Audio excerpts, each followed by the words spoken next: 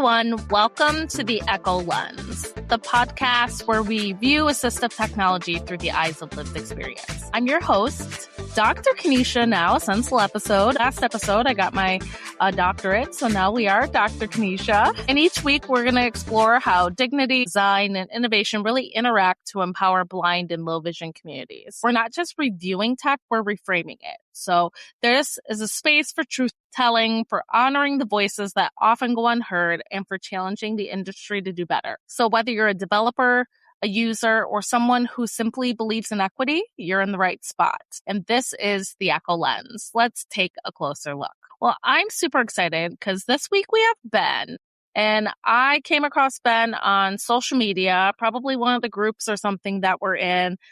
And Ben reached out to the EKO Lens and was like, I would really love to be a guest on your show. So I got to talking to Ben, and Ben has done some super awesome stuff in the community. So he is a Ghanaian Canadian multidisciplinary thought leader, a digital creator, an entertainer, and an advocate who's living with retinitis pigmentosa. So his work really lives at the intersection of music and storytelling and culture, identity and social impact, all of the things I'm always talking about and living on my end too, and really shaped by his lived experience as a Black man navigating disability and creativity. So Ben is the founder of Brightside Scope. Brightside Scope is a platform that's dedicated to empowering racialized individuals and peoples with disability, as well amplifying marginalized voices through public speaking, digital creation, consulting, workshops, and media appearances. Ben, welcome to the area of having a social work background, because I feel like so many of us on this platform who are dealing with a disability went into social work. So Ben has a social work background, Bachelor of Social Work, Masters of Social Work, and really brings back that professional insight and lived experience to his work. He's an active member of the National Black Disability Coalition and contributes to a National Disability Initiative Committee. So this committee really helps shape conversations and advocacy efforts at a broader systemic level. Ben, you're also the founder of a Black blind men's group. So you create space for community, connection, and shared lived experiences. So I'm super excited to have you on the podcast, Ben. Your bio is very impressive, and we are super excited to learn a little bit from you today. Absolutely. And I hope that I live up to my bio today. No pressure. I am making like these expectations, but thank you, Dr. Kanisha, for having me today. I love the ring of that. I'm excited for you. Thank you so much. Yes, thank you so much for having me today. And would you like me to share a little bit of my story, I guess? Yeah, so I would first love to hear a little bit of your story, and I would love to hear a little bit about your personal journey and your connection to the blind and low vision community. Absolutely. And I always compare it to a roller coaster, like the ups, the downs, the rounds, the loops, because I actually I was diagnosed with retinitis pigmentosa at 2 years old. So with that said, I had the genetic eye condition, but to be honest, I didn't really even identify with being blind or even low vision. I did utilize the services. I did utilize some of the technology growing up, but it was something where I just couldn't convince myself that, I belong to the blind low vision community. Yeah. So a lot of the times, especially growing up in school, I refused to use my technology. I did not know anybody else who was low vision. Maybe when I went to camp a couple of times, I met a couple of people, but it just didn't go into my brain. I like to call it, you remember Scooby-Doo? When people would be like, oh, it's a dog. And Scooby would be like, where? Like, what dog? So that's exactly how it was. People would be like, oh, you're low vision, you're blind. I'll be like, where? What are you talking about? Me? Like, I That's just really caught interesting. Yeah. So you knew that you had low vision and blindness, but you chose to identify not to have it almost. Like, do you think that it was that you didn't want to be real, Or that was your family educated on the topic? Like, did they understand what that meant? Good question. Basically, coming from Ghanaian parents. So my parents were born in Kumasi, Ghana, and um, they came to Canada just before I was born. They lived in Europe before that, but came to Canada just before I was born for a family, because back at home, even with my culture of Ghanaian culture, a lot of things are black and white. Like you're either blind or Mm-hmm. you're not, right? Like what is going on? How's he catching a football? Or how's he throwing a basketball? Or how's he running around like a chicken with his head cut off? And you're telling us that he can't see. So it was very confusing. And just like any parent, no one's expecting their kid to have a disability, and a lot of parents are not prepared for it, right? So even with that said, I was never really educated. I was handed a cane and I did use the services, but it was just like I refused to really accept it. I was in denial. And I think at one point my family was in denial because we Yeah. never speak about it, right? And anytime I would make a mistake, they'd be like, you're tired, you're tired. So with that in my mind, like I hated being different. And then even add this layer, Kanisha, and this is something you probably understand as well, is the fact that, as a black man, like to be like, "Oh, I'm blind," you know what I mean? And to have that Mm-hmm. vulnerability of having a disability, because you already have that layer of ignorance, or you have that layer that you can't comprehend, and then add disability onto that. So it just makes me as a person extra insecure. You know what I mean? Yeah, yeah. So it sounds like your family didn't really accept a little bit that blindness is a spectrum, that it Mhm. isn't just black and white, right? That there's all different types of blindness, and you can have this much vision at this time and a different amount of vision at another time. Okay. Mhm. Very interesting. Very interesting. For those who don't know, I think we've had a couple of guests who have had retinitis pigmentosa, but retinitis pigmentosa pretty much eats away at your retina, right? And leaves you with central vision. So what vision do you currently have? So right now I'm a cane user and a screen reader user. So Mm-hmm. basically I can still see, but as the years gone on, it is a little bit foggy. Yeah. Sometimes there's distortions in front of my eyes, but for the most part, I could see like outlines of people. Sometimes if it's a good day, I could see faces and noses and a Mm-hmm. little bit of people's mouths. If I put my palm in the right setting of light, I could see like the lines in my palms. Yeah. So even with that said, like growing up, it was night blindness, a lot of night Yeah. blindness. It'd have to be certain amount of light for me to be able to see properly. And then distance, you could throw out the window. I can't see past Oh my like goodness. Yeah. Yeah. My distance is awful as well. exactly. No, no. Interesting. And another thing I was going to ask too is, because that changed over time, right? When did you come to the realization or the acceptance of your blindness? Yeah. You know what? It's like losing vision. It was gradual. Mm-hmm. And I am so happy for today where I am in accepting it, because there was times that even I would tear up talking about my vision. Mm-hmm. Like it was so hard to even be real with people and say like, I'm low vision, right? It was also that fear of with RP, it is a possibility of going fully blind, right? Right. And in a way that does still kind of get to me, but then at the same time, I know like I'm riding the wave, right? Like you just Yeah. never know what's out there, technology or even just like supports, right? Yeah. So I find that it took me, I feel like I fully accepted it after I started working at the school for the blind. And also I went to something called Young Leaders, and in Canada, it's by Fighting Blindness Canada, and they get young people together. And I saw like it was people who were DJs, people who were journalists, people who were accountants, and just there was even a person who was a model as well. And I was like, whoa, okay. Oh, these people are doing their thing. And over the years, just being connected with other people who are really just cool people using their canes. And I was like, yo, know what? I think it helps me more. So I find the more you accept something, the more people gravitate to you, right? And the Yeah. more easy life gets.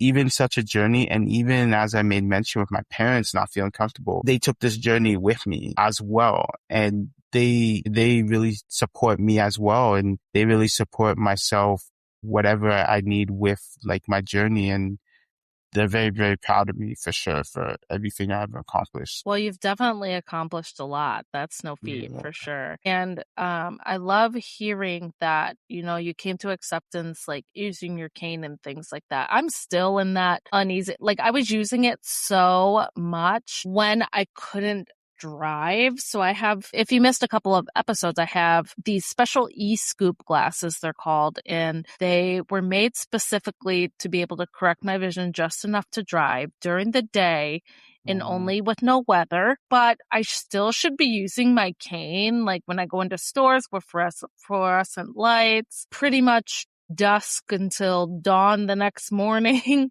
all of these Um, different things. And I was doing it all the time. And then I was like, why am I doing this now that I have these glasses? But no, I need to go back to doing it because it's not really getting me anywhere. I'm always running into things or tripping or falling or whatever it may be. And it would make my life a lot easier. So I need to come to that realization too, Ben, that it's okay to use our assistive devices to be able to help us. Even if folks are staring at us thinking that, but you can see a little bit, it's okay. Like, no, but that's the point. We don't want to strain what we have, trying to get around and prove a and it boggles my mind how comfortable I get around with a cane. People around me, they see me go downstairs. And actually a funny story, I remember when I first started using my cane around my friends like that I grew up with, right? Because before I could tell a little bit of the discomfort with me using it. And I was in Jamaica for a wedding, and my buddy was kind of like, "Oh, put that away. Like, I never seen you use it. Like, what are you using that for?" Right? Oh my gosh, I And feel this. Yes. I remember like we're going down a flight of stairs, and I used my cane like you use it, and he saw it and was just like, "Whoa, okay, keep using that, keep using that, keep going." Yeah. It was just so, because just, I guess the way I usually go down is like so much trepidation, right? So just Yeah. that comfort. He's like, yeah, use that for now.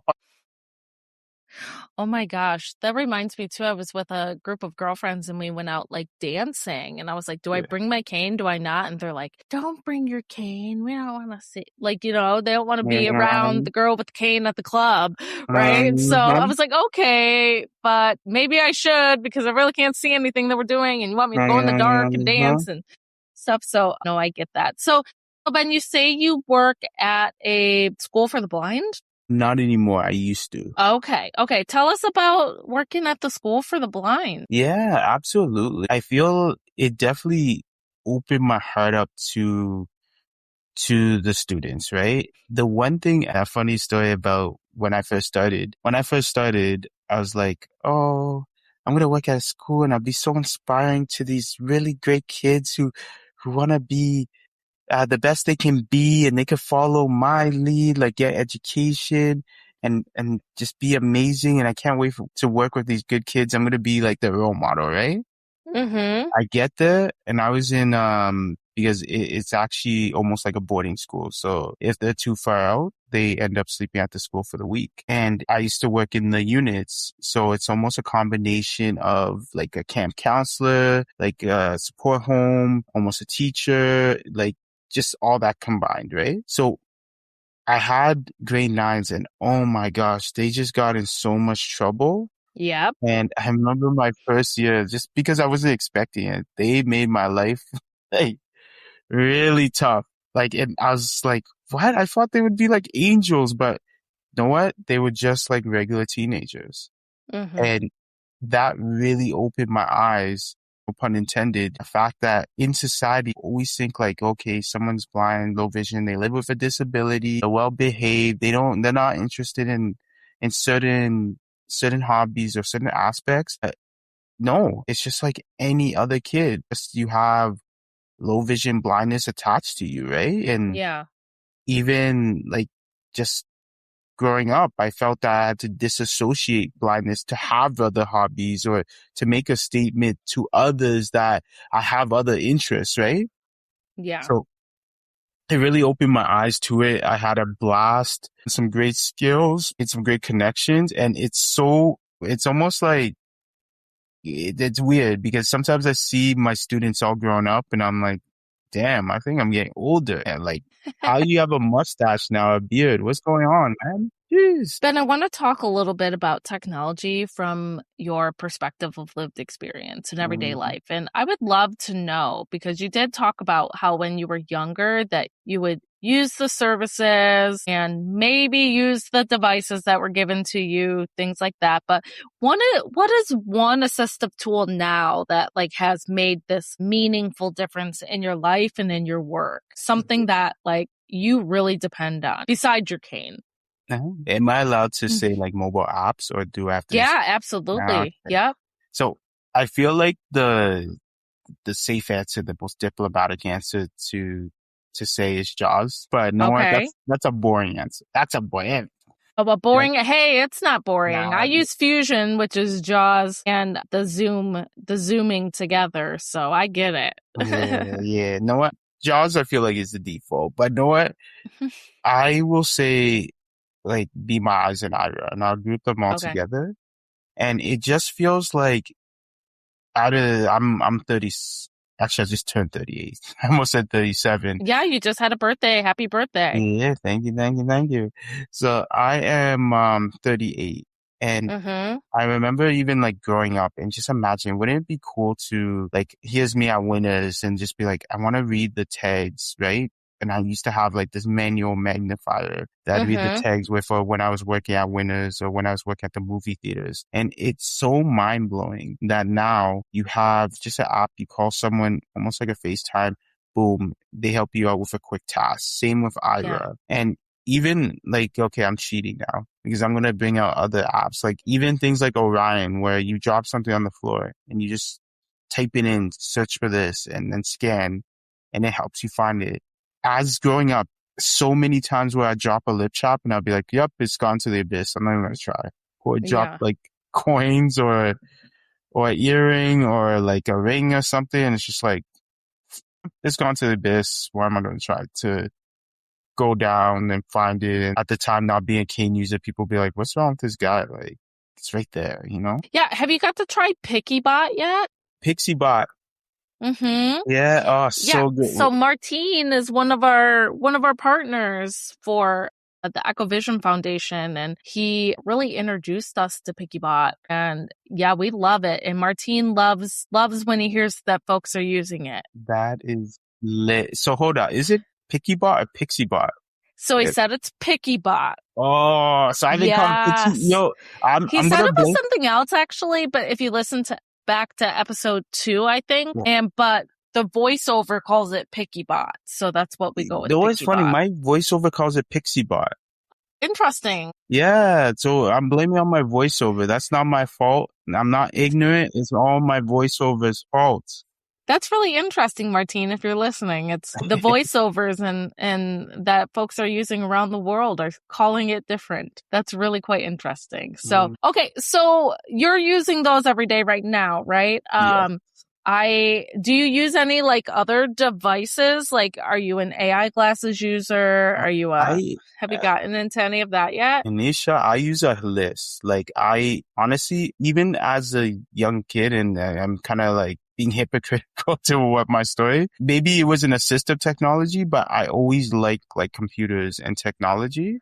Yeah. It's not assistive technology back in the day, but I love exploring like new gadgets. Like, I love the fact that I have my metas and like get to try them out. I love, like I said, Orion, EKO is pretty lit. Yeah, just the different aspects, right? Like even like AI now, like I love incorporating that to assistive, to having things adapted, right? So yeah, like I just love it all. Like, feed me more, you know? Yeah. I'm definitely learning how to use it better. I just got a pair of AI glasses. I got Meta Gen 2.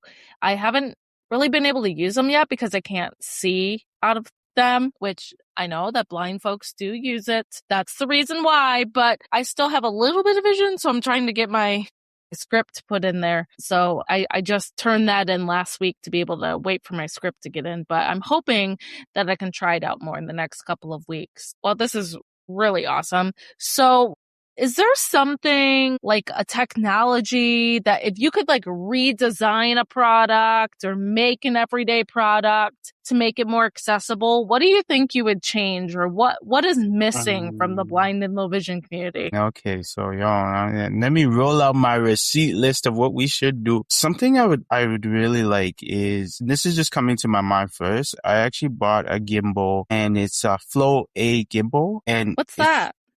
So basically you put your phone on it, and it's like a selfie stick plus a tripod. Okay. And with that, it follows you, right? So when you're moving around, you're always in frame. Okay. Like the top moves, or like it rolls around if you're walking? The top moves. So where you're on, it rolls around, it moves with you, right? Side to side. Okay.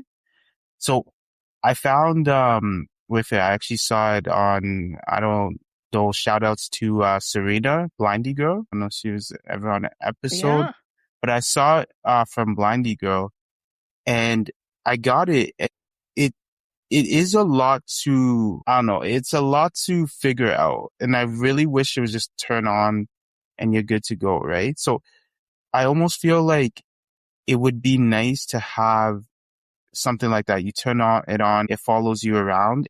And the one thing I find when it comes to like technology and gadgets, not having that understanding from technical support on like, okay, I can't see it. They're like, go look at the red button, right? So something like that where you have like a selfie stick gimbal that you turn on, boom, it just follows you. You sync it, boom. Another thing that it would be pretty cool, and I think it's out there, but I wish it was more developed, where it would be a cane that like can sort of guide you, right? Yeah. Like almost like an AI cane. I think we talked a little bit. Yeah. Like almost like Gen 2 meta AI cane. I don't know. Yeah. Wouldn't that be awesome? That would be amazing. And Noah, even with that said, like they do have, I think it's the Glide, but the problem is to me, it looks like remember those kids with the push vacuums with the little popper in it? Yep, the little pop. Yes, the little ball popper. Yeah, it just looks too abrasive. People are like, oh, look at Ben taking his vacuum cleaner for a walk, you know? Yes, understandable. Yeah, how can we make it more friendly and user friendly, and also like not be getting all the looks, right? Yeah, and one more thing actually that I'm like, damn, know what they should figure out? Like going to a store like a Walmart or a department store, and actually having the cart that leads you, like an AI cart, right? Oh, that would be cool.